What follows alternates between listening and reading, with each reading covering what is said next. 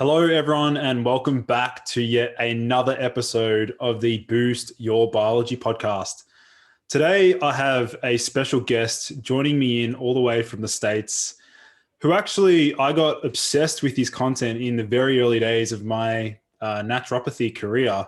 I remember researching various ways to improve adrenal fatigue or support my own performance. And I came across Dr. Joel Rosen's YouTube channel, and I learned a ton from the early stages and then just continued to learn and grow over the years. So today's episode, we're going to be focusing in on specifically adrenal fatigue, as I know that will be very applicable to those listening in. So Dr. Joel Rosen, welcome to the show, man. Yeah, Lucas, thank you for having me. It's exciting to see you grow. And I remember looking back at our timeline of emails, and it goes way back, and then only to see like how successful you've been. It's awesome. And I'm excited to be on your show today. Awesome. So Joel, maybe you want to give my listeners a bit of a background about your story and your mission. Yeah, sure. So like many of your guests, and I'm sure yourself as well, you have your own story of health challenges. And the same was for me. I had an exhausted, burnt out sensation when I graduated with my degree in chiropractic. And my wife was pregnant with twins. I had over $200,000 worth of student debt. And those are all late nights, as you know, and lots of stimulants and caffeine to keep you going, and not managing your blood sugar, and just the stress of finals and so forth. And my wife was pregnant with twins at the time, and I had moved from Canada to the US, and then moved from the US from one state to the next. And then I re-injured my back, which was one of the reasons I became a chiropractor in the first place. So here I am, Lucas, overwhelmed, about to have twins, opening up my own practice, over $250,000 worth of student debt, and living in a country that I didn't know anyone. So to say I was overwhelmed is an understatement. And I opened up my practice, and I had an acupuncturist as a patient, and he brought me in this book, and it was called, I'll never forget, it was called Why Do I Have Thyroid Symptoms Even Though My Blood Tests Are Normal? And it was made by Dr. Rosen, who's a leader in the industry. And I thought, I don't have a thyroid problem. I don't need this book. So it sat on my desk for a number of months, and something gravitationally was pulling me towards it. And I opened it up, and I got to the section on adrenal fatigue. And I always joke around, if there wasn't a picture of me in there, there should have been, because it was me to a T. And I thought, how do I not know about this? I had graduated in exercise physiology, my undergraduate degree. I went back to get a second degree in psychology. I then went back and got a training in graduate program in chiropractic. And I thought I knew a lot, but I had never heard of this term. And that started the epiphany of like, oh my gosh, if I've never heard of this, and this is describing me to a T, and it's based on people that are overwhelmed and stressed and don't manage their blood sugar and have stimulants and have no energy and no motivation and drive, I need to learn more. So that started my own health journey. And it became controversial because I didn't know that the term was so unaccepted. And that created a whole other problem, because I was searching for help, and you get judged, and you looked at as what you're feeling is not real, that your blood tests are normal, that maybe, you're just a difficult patient. And that's the least thing that I was. And so it really started my journey, Lucas, in terms of I need to find more out about this. And ever since, I've dedicated my life to telling the truth about adrenal fatigue. Amazing. So maybe let's sort of get stuck into this concept of adrenal fatigue, because, it's thrown around a lot. There's many blog articles, websites, things like that talking about it. So maybe do you want to sort of explore, first of all, what does this condition or syndrome represent? Sure. Well, first and foremost, it's a horrible name. Horrible name, because the adrenals don't just fatigue and then they need to go to the French Riviera and then regenerate and then come back all ready to go. They very rarely stop outputting their production of hormones, which we can get into. And ultimately, when there is a decrease in output that matches the gold standard of how much cortisol you need to output for the day based on a stimulation test of what would cause it to be released, if that's positive, you don't produce enough, that's called adrenal insufficiency. And that's an autoimmune disease, Addison's disease. And if it isn't Addison's disease, that's the problem in terms of there's no shades of gray.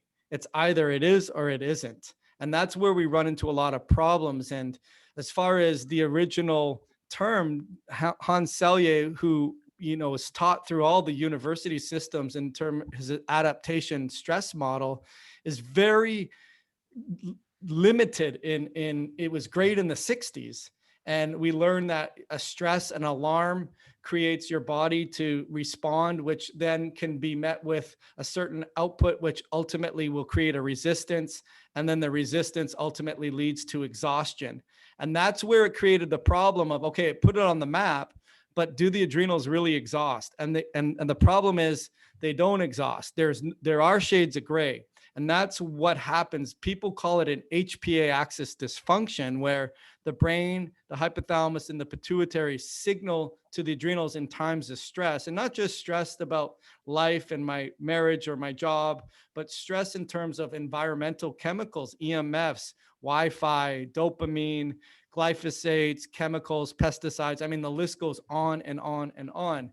And what I tell people now with the truth about adrenal fatigue is it goes so much deeper than just the HPA axis. As you teach, you know that we have a neuro, psycho, immuno, endocrinal, gastro, all of the systems of the body work and communicate together as a united front. And when we're under stress, the body has a cell danger response to be able to shift the mechanics and prioritize like we would at the 30,000 view foot. Imagine you just lost a bunch of income, you had a major overhead, and you could only keep the lights on. That's what's going to get paid. Same thing in our body is where our body is overwhelmed with stress. We have a supply and demand problem. And our body does not have as much energy as we need to physiologically function at the level that we need to. So then we prioritize and we say, hey, you know what? Respiratory function is pretty important. Digestive function or cell signaling, your pulse and your cardiovascular, all those things are important, but reproduction isn't that important.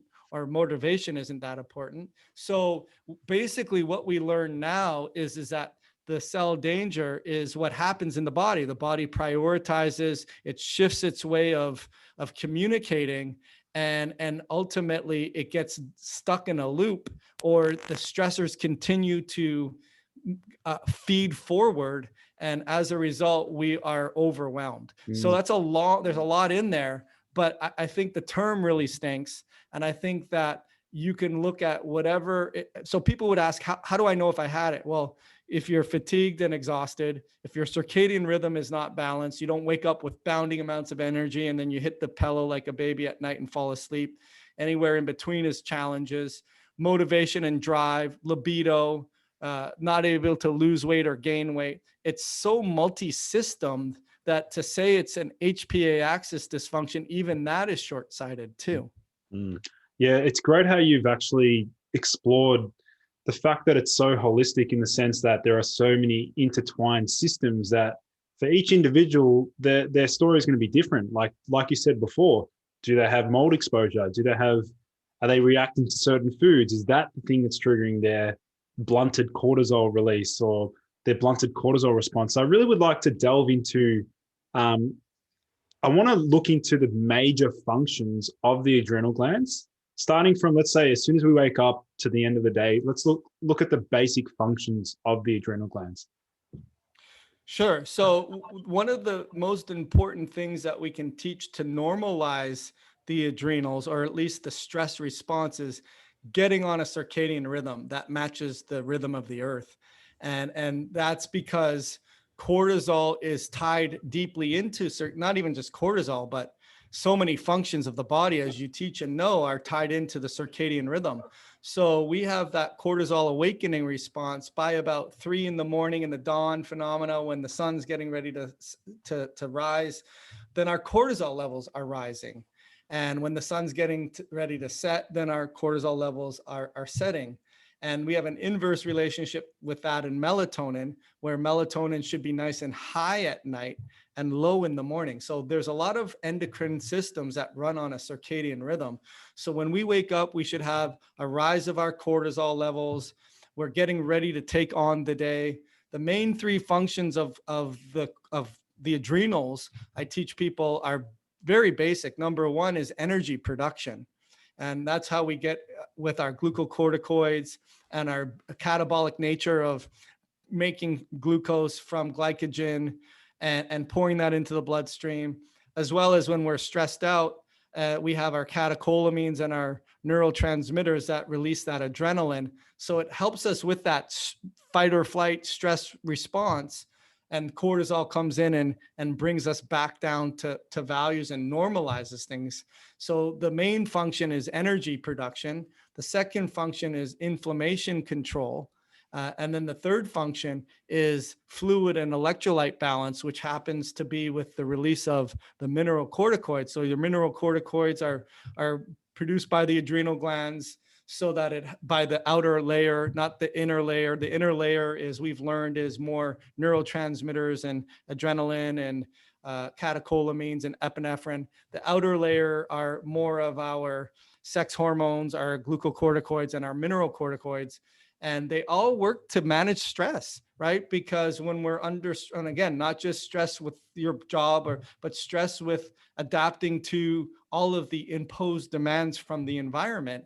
And that requires energy production, inflammation control. It's our survival genes in a way, and our fluid balance. I mean, if you don't balance fluid for very long in your body, you're not going to have a long extended life. So that's how they play out. And then a lot of people, like one of the things that your listener will probably have heard, which is now being rebutted or refuted, is the concept of pregnenolone steal. A lot of people have heard about pregnenolone steal, where, hey, if you're so much under stress, then your body is going to steal away the production of pregnenolone, which would go towards building your sex hormones at the expense of making cortisol to deal with stress. But what we've learned is that the different regions in the cortex that produce the different hormones, they will have more signals or more receptors that are upregulated in times of stress. So it's not like a limited pool where you're stealing the absolute amount of pregnenolone or the precursor that would go and produce your stress response.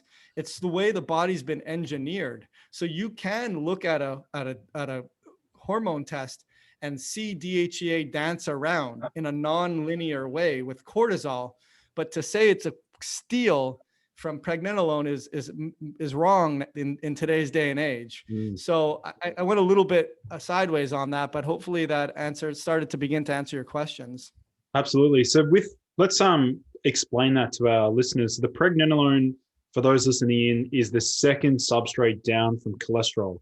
So starting with cholesterol, going down to pregnenolone, and as you said, it can go down to either the sex hormones or to make cortisol down that pathway. So I'm curious to know, Joel, let's sort of look at the overlapping symptoms between someone with high cortisol versus someone with low cortisol. Like, I know there are some overlapping symptoms, or how does that usually present?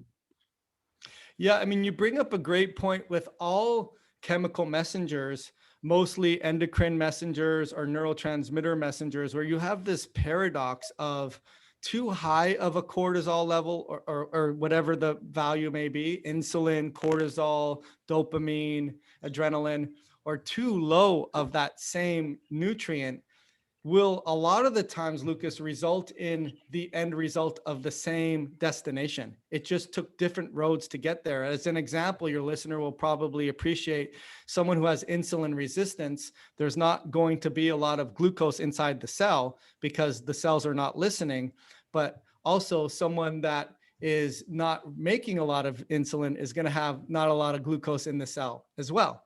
So there, I think everything we learned, it comes from the Goldilocks and the three bears in terms of not too little, not too much. So that first stands with that. But ultimately, as far as the question that you asked, as far as the pregnenolone, can you clarify your question one more time? I'm sorry, because I kind of got sidetracked. So looking at the pathway from pregnenolone can go down either the sex hormone pathway, starting with cholesterol. So pregnenolone is that second substrate for those listening in. So do you want to explain that process? Right. So what happens ultimately is you will have the brain signal through ACTH and other pituitary hormones to the glands. And in this case, that ACTH now will hit different receptors in the adrenal glands, and they'll be more upregulated in times of stress to produce aldosterone or produce cortisol, and they're less signaling of the sex hormones, because that the body shifts its prioritization system. So there's all these checks and balances that happen behind the scenes that we're just discovering. And so what will happen is you will have more receptor and activity to stimulate the stress response hormones like glucocorticoids, mineralocorticoids, than you will the sex hormones. And as a result, you tend to see those sex hormones start to decline, because we only do make a certain amount of pregnenolone for a day. But I think where we get lost is that we're stealing away what would have otherwise gone to produce estrogen or testosterone or our sex hormone or progesterone. But ultimately, it's just the way our body has been signaled with prioritization.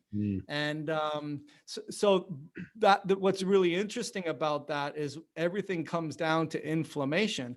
When we see inflammation or blood sugar imbalances, those are the things that shift the enzymes that say, like I always tell people, think of it like almost like a train that goes to a destination, but then it gets switched to a different train track and goes another direction. Inflammation will do that and create a sidestep of where you would have liked to gone to somewhere where you have to go. And that's where we see a dance around, because it's not linear. Like if you do a Dutch test result or you do a cortisol saliva test result, I don't like the staging of it's a stage 1 or a stage 2 or stage 3 I don't like that, because it doesn't work like that in real life. Sometimes you'll have high cortisol and low DHEA, or you'll have low cortisol and high DHEA, or you'll have high of both or low of both.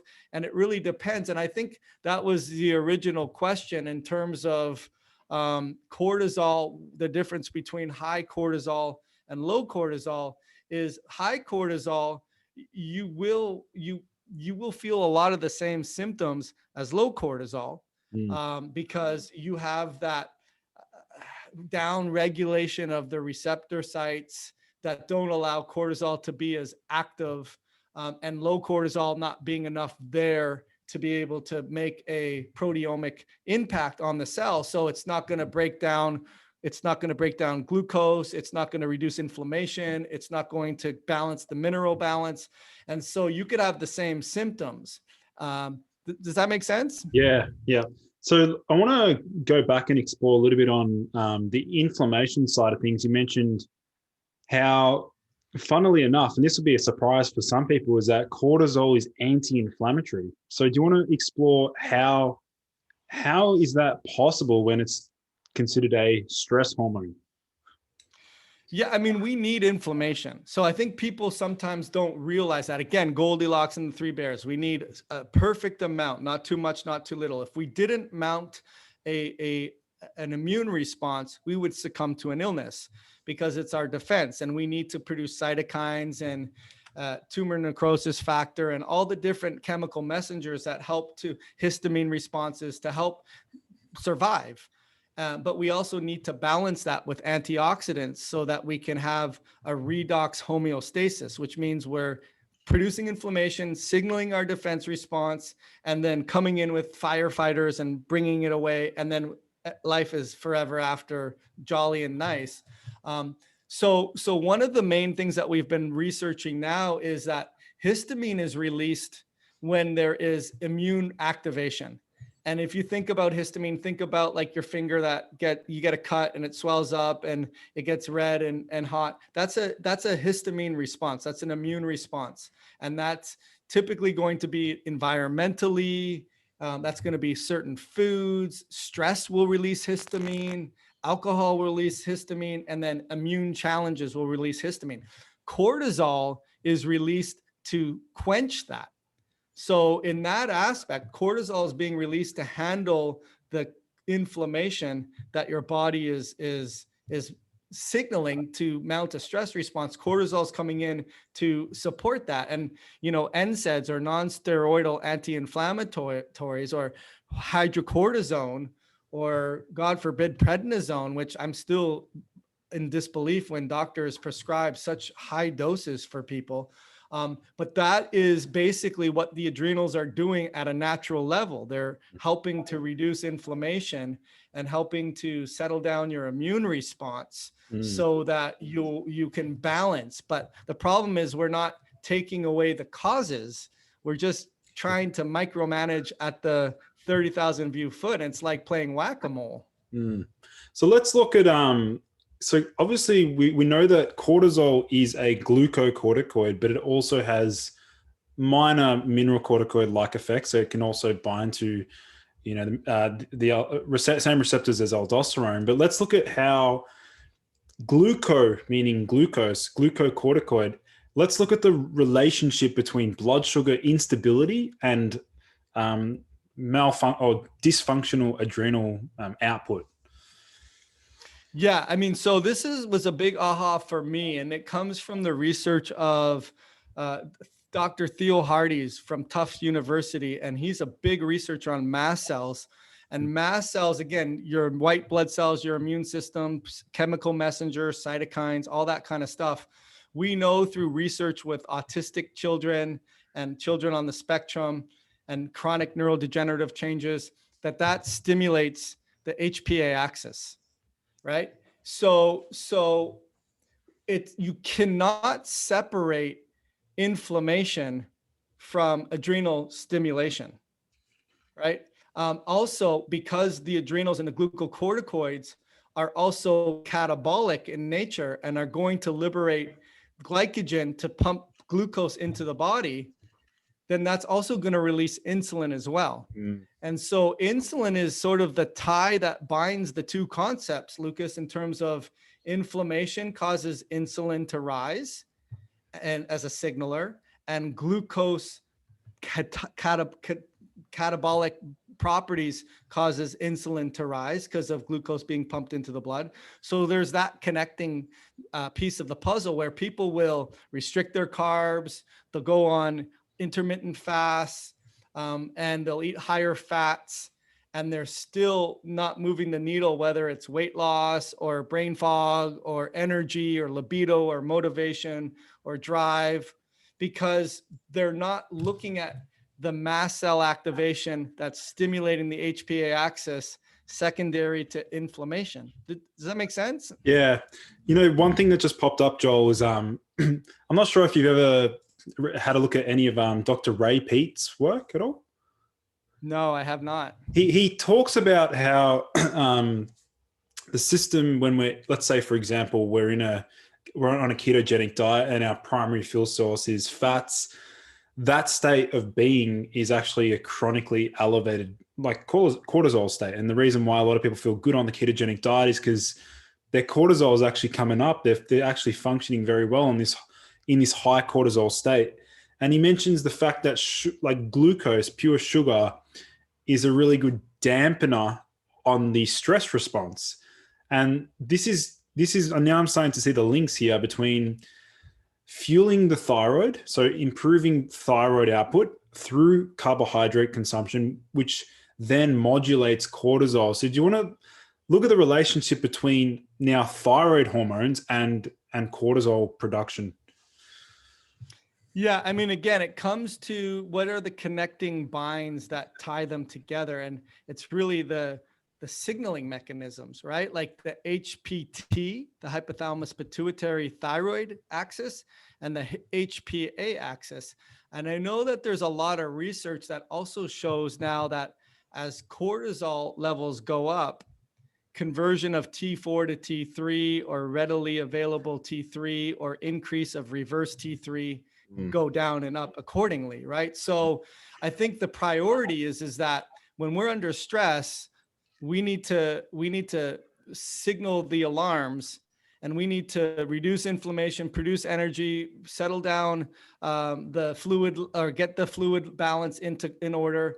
But we don't necessarily need to bring oxygen into the cell to produce more ATP.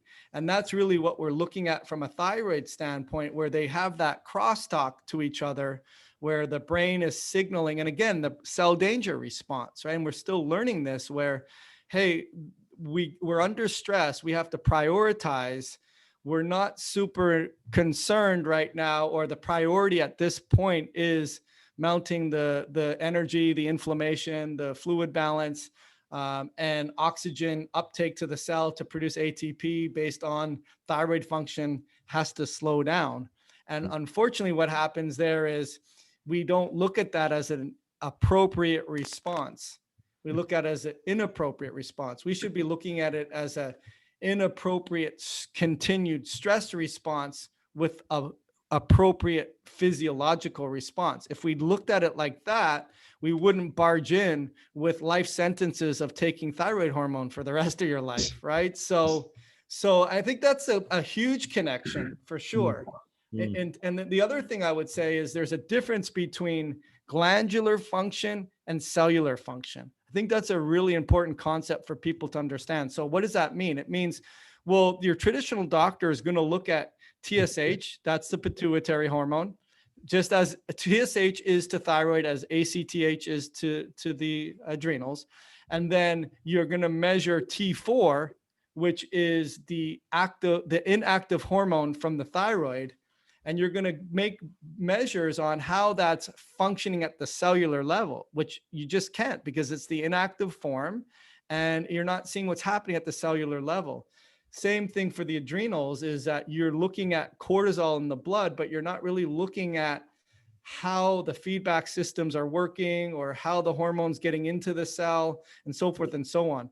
Where at the cellular level, you can see that how much reverse T3 compared to total T3 or free T3 to let you know how much is actually getting into the cell. And the two aren't always in cahoots. In fact, a lot of the times the cell's like, no, like we don't need anymore. Like I realize the brain still needs the thyroid hormone to get to the brain, or still needs cortisol to get to the brain to support its function. But at the downstream cellular function, your body doesn't want more cortisol in a lot of ways. And we see that on the Dutch test. We see that with 11 beta HSD being upregulated to produce more cortisone. And we try to force feed that with licorice root or other things that the body's saying, no, like this is what we need to do. Don't try to come in with a bulldozer and micromanage at this level when there's so many things upstream that would turn off the cell response or the HPA axis signaling in the first place. Does that make sense? Yeah. The it's funny you bring up the Dutch test.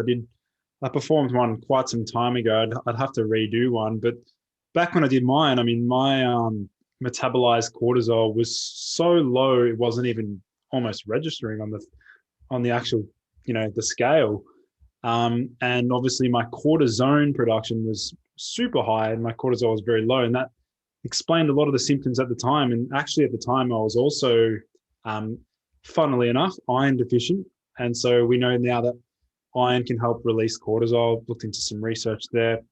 But it's funny how you said that though, like you don't want to come in with something to just bulldoze and upregulate the 11 beta HSD to produce more cortisol. Because like when I went around to figure out what's going on, I personally did respond really well to licorice, like gave me more energy, and upping my sodium intake also helped significantly. And then correcting the iron deficiency and working on the thyroid all came together. But yeah, it's funny how like we can I think it's important for our listeners to understand why those regular, just getting a blood test from your local doctor, it's going to check that blood serum levels of cortisol. You've spoken about this numerous times, but can you share why it's such a, like, not really useful to check?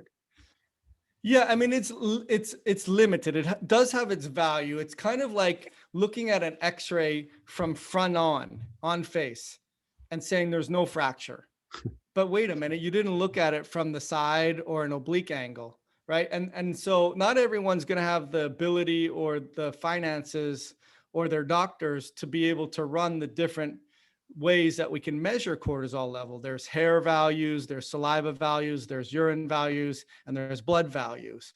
And the blood values, because it is on a circadian rhythm, we want to see at specific times, especially when you first wake up, because we have that cortisol awakening response where within the first hour of waking up, you have a doubling of your cortisol levels. And if you're going in at 9 and you woke up at 7, you're going to miss that window with a blood test. So blood is very limited, but it is good in terms of absolute values, right? So if each lab is different, and let's just say it's like 6 units to 21 units, whatever the millimoles or whatever the units is, and you're at 7, you could still say, hey, and it's right first thing in the morning. That's not black, it's shades of gray, right? Or you can see if it's in the middle range or if it's close to the high range, or sometimes you'll even see it higher than the high range.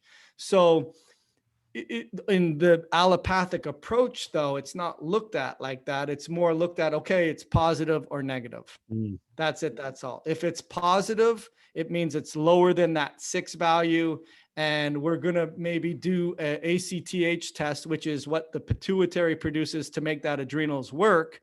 We're going to give you 10 to 100 times more than what your body actually produces to see if it mounts a cortisol response. And after that, if it doesn't, now it's told it's an insufficiency problem. But there's a problem with that because we don't produce that much ACTH. And what if people are exhausted and they don't produce very much ACTH? So it has its limits. Or if it was really high, then we would think that we could have Cushing's disease, and which is another autoimmunity. So the blood test is limited, Lucas, for sure. Plus, you're not going to go back in at midday and then at 4 o'clock and before you go to bed to see that rhythm. So, but I do like blood in other ways because you can see different types of metabolites. So you can kind of see that steroid cycle and see how the breakdown products are playing. But if you were to ask me, I'd love to have a little bit of everything. I'd love to look at saliva. I'd love to look at the dried urine test with the cortisol, which is, the Dutch test, looking at even a total cortisol for the urine for a 24-hour period and a blood test. So now we can really see the nuances in that. Awesome. Well summarized. Joel, let's sort of explore a little bit around coffee. I know you've spoken about it on your YouTube channel and things like that, and I'm sure you get asked this so many times. So like, let's use an example. For example, like, let's say somebody has low cortisol. They would look at coffee as something that increases cortisol. Oh, so it must be good. Do you want to explore this a little bit further? Yeah, it's a great question. And I think there's going to be philosophical differences. I think all things being equal, the majority of the problems that come with the coffee are not the actual coffee. It's the crappy sugars, the artificial sweeteners, the hormone laden, antibiotic heavy dairy products that are put in there. It's the moldy coffee bean. So those can be the major problem with the coffee in the first place. Number one, those things that are going on. But all things being equal, I tell my clients, like, depending if you're an outlier, like in the instance where you had your metabolized cortisol being very low and you responded well to licorice root, caffeine would have been a favorable thing. However, this is where I'll give you a different question. I'm going to want to look at your genetic susceptibilities, your functional genomic assessment, because we could see a lot of things in there, Lucas, in terms of, hey, not like MTHFR is just a small glick on the radar. Like there's so many things. There's something called biopterin. There is that recycling. It's dependent on iron. It's dependent on NADPH, which is very depleted in a lot of reasons. It's dependent on amino acids, and it's dependent on your methylation cycles. And if those things are hampered, you're going to have a problem recycling your biopterin, and you're not going to make your neurotransmitters. And these are the people that are low energy, low motivation. They don't have a lot of happiness or pleasure in their life. They'll say like, you know what, my life's good. I got great family, but I just know like I should be happier, but it's something's missing. Those are low neurotransmitters. Caffeine could be helpful in those instances, like the catecholamines, like green tea extract or quercetin. These are things that will help build that a little bit better. However, if that person on the flip side has the metabolized cortisol dialed all the way down to the right now, and it's way overproducing, do I want to bring in more catecholamines? Or if they have some major challenges with clearing out their excitatory neurotransmitters, and this is where being the doctor is really important, and asking them a question like, hey, yeah, I'm a basket case. I can't turn my mind off. I'm anxious. The least little thing, I'm like, someone comes up behind me and I'm jumping. Caffeine is not going to help you in that instance. So it's a delicate answer. It's not an all or none answer. And it really depends on a lot of variables, notwithstanding the actual content of coffee, all the other things that go into it, but also genetic susceptibilities, and then environmental things like what else if you do have mold, or what else if you do have other things that stimulate your mast cells and you have an upregulation. So, a lot of people answer the question for me already on my intake is like, how do you do with caffeine? And it's like, oh, forget about it. I can't do it. Well, that's a good answer then, that you shouldn't be doing it, right? Yeah. Joel, there's one system that I forgot to ask you about, and that is the microbiome. Like, I'm just curious to know what sort of, exploration you've done in this space, like the links between the microbiota and cortisol production, things like that. Have you explored anything in that realm? Sure. There's a couple of links. So in the GI map, right, they do the DNA sample of the stool, and it's a PCR, and it's better than just the typical LabCorp, which does it. I tell people it's the analogy is like before they had DNA technology, Lucas, for a crime scene, they just kind of, went with the clues, right? But they couldn't convince you 99.9% that was you. Whereas when you do a DNA sample of the stool, it's 99% 9% reliability that microbe showed up. So that's the first thing. But it does show secretory IgA, which is basically your first responders that support the mucosal lining, that will be elevated in times of acute crises. I always say it's like the border patrol. If your lands are being infiltrated, you're going to call the Coast Guard, and they're going to be heavily guarding the land. So your secretory IgA will be high. Whereas the longer that breach has been happening, or other stressors have been happening, your secretory IgA will go low. And as that secretory IgA goes low, your immune system goes low, and you may start to see other microbes show up: H. pylori, staph, strep, enterococcus, bacillus, salmonella, shigella. On the flip side, a lot of people say, well, I never get sick. I'm like a Superman. That could be really high secretory IgA, and that's not good either, because I tell people that's almost like you're driving your car in first gear and you're on the highway trying to go 60 miles an hour. Like you're revving too high. So again, in life, everything is balanced. So secretory IgA is one of the main ones for sure. But one thing that we're learning now, which is really interesting, is glyphosate, right? Yeah. So glyphosate, Roundup, pesticides, what they do is there's been research to show that they reduce bacteria that allow glutamate to lower.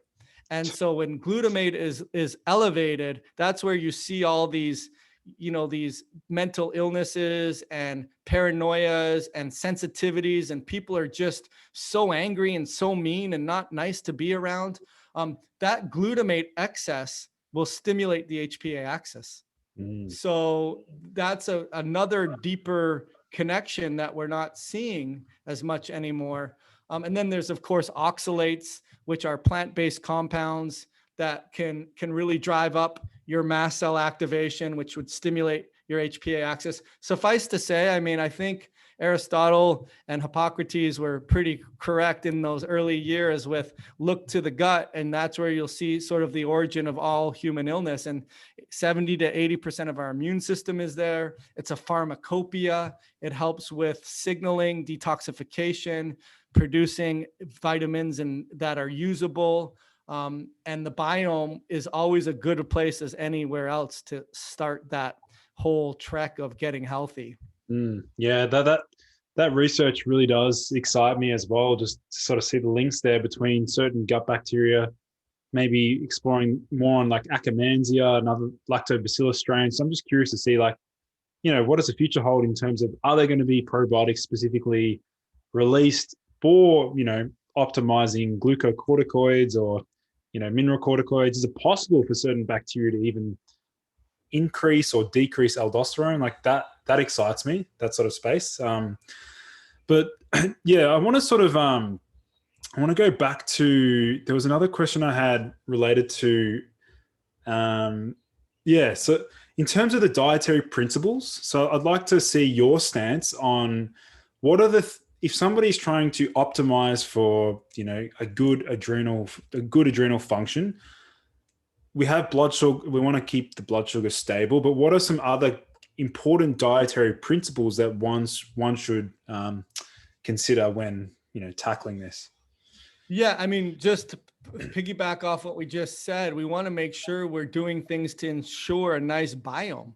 And that's going to be fiber-based foods, and that's plant-based foods. And one of the best probiotics, actually, this was from Dr. Rosen. That was the book that helped me get on this journey in the first place. I think I saw him in an interview saying, like, you just go to the produce section of your grocery store, pick out 5 different fibers or vegetables, put them in a juicer, in a blender, not a juicer. That's a key distinction, right? Because if you put it in the juicer, you're throwing out that fiber, which is the whole reason we're wanting to do this in the first place. Juicers are great, and they'll give you the minerals and the vitamins and some of those enzymes that are very important, but you're not getting that fiber to stabilize your blood sugar, to be able to help deep root your microbiome so that you have this beautiful thing of bacteria that's making a lot of things in your gut. So fiber-based foods, and then rotate that. A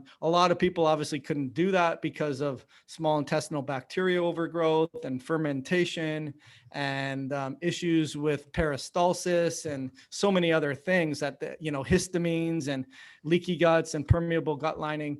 But the concept that I like, instead of the short meals, small meals more frequently, I like the idea of all things being equal. People say you do need a healthy protein, carb, and fat. You don't want to put kindling on the fire and just get simple carbs. And in my opinion, you need to get enough healthy fats to be able to essentially create steroid cycles and brain function and cell membrane repair. That's why they're called essential fatty acids.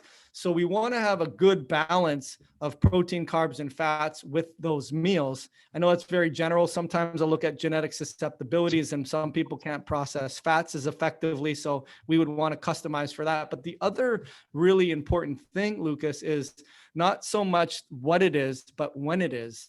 And that's where we've been programmed over the millennia, in my opinion, to eat in daylight. Right? I mean, we didn't have refrigerators, and we didn't have light bulbs, and we didn't have air conditioning, and we didn't have 24-hour delivery.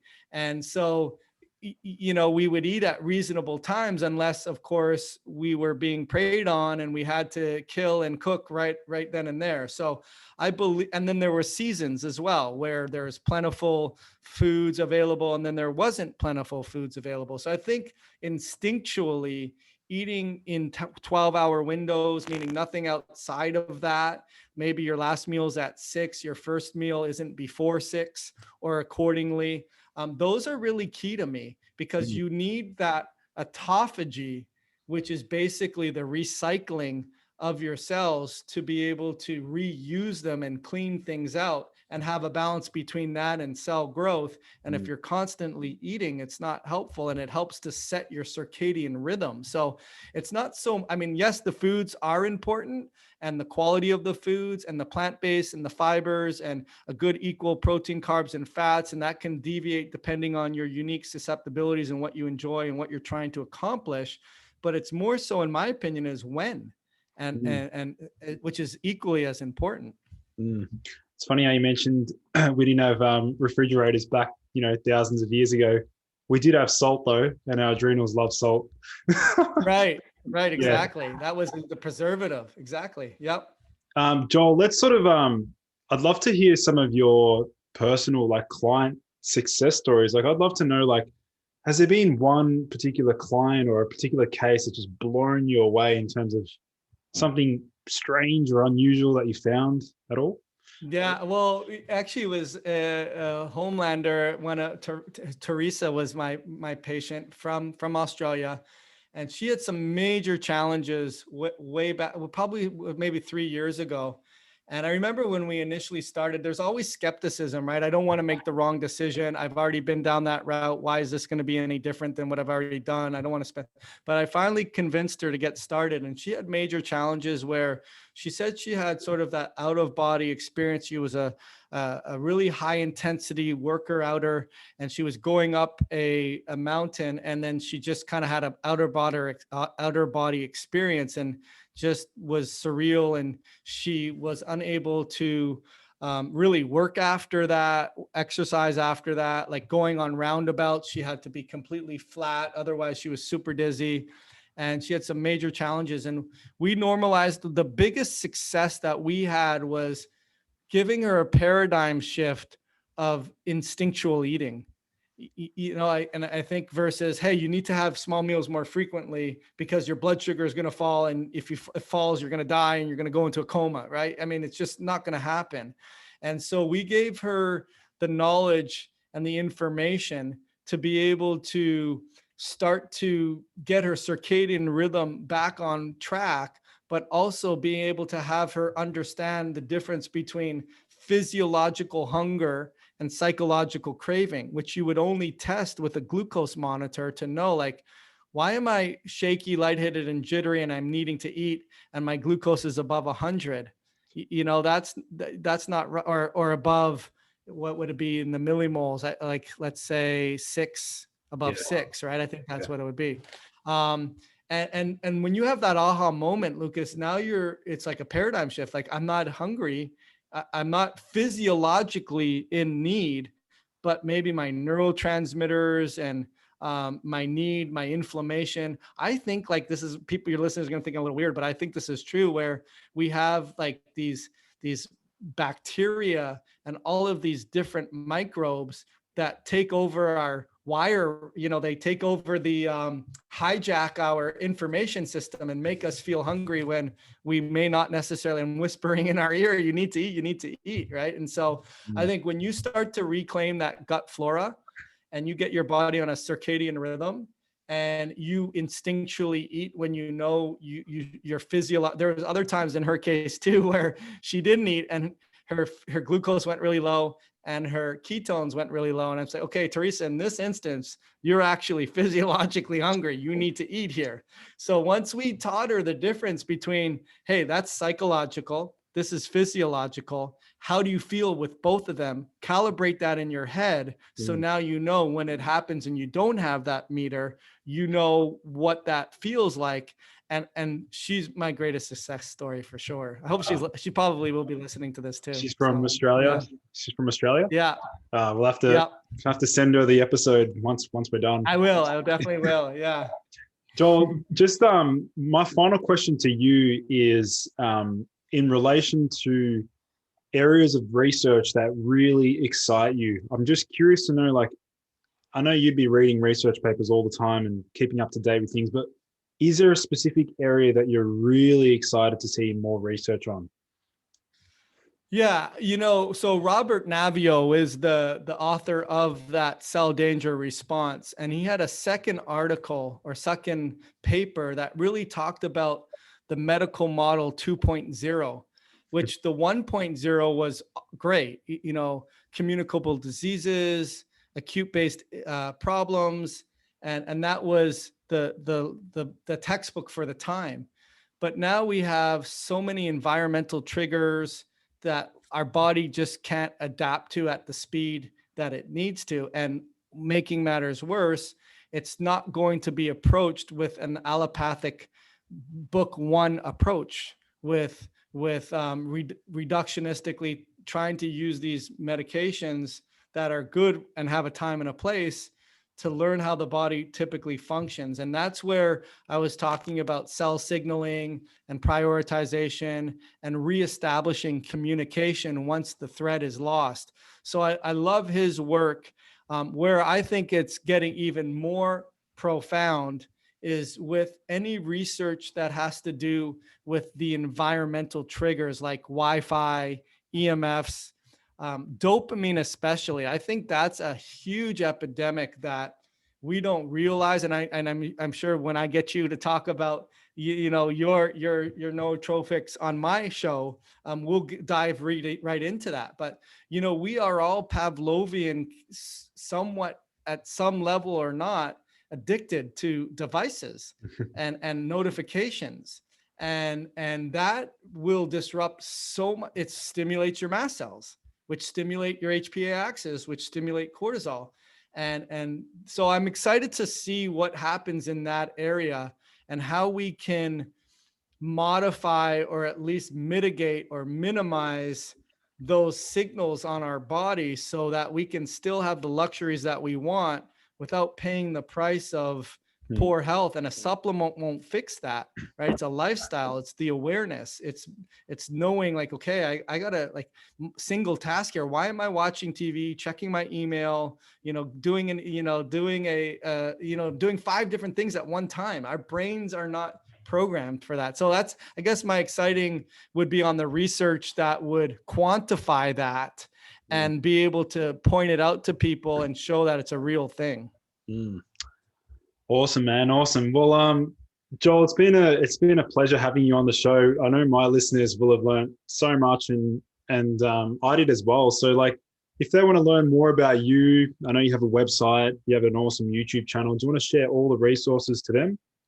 Yeah, thanks, Lucas. So the Truth About Adrenal Fatigue was my initial website that I created, and we're constantly updating what you can get for free on that site.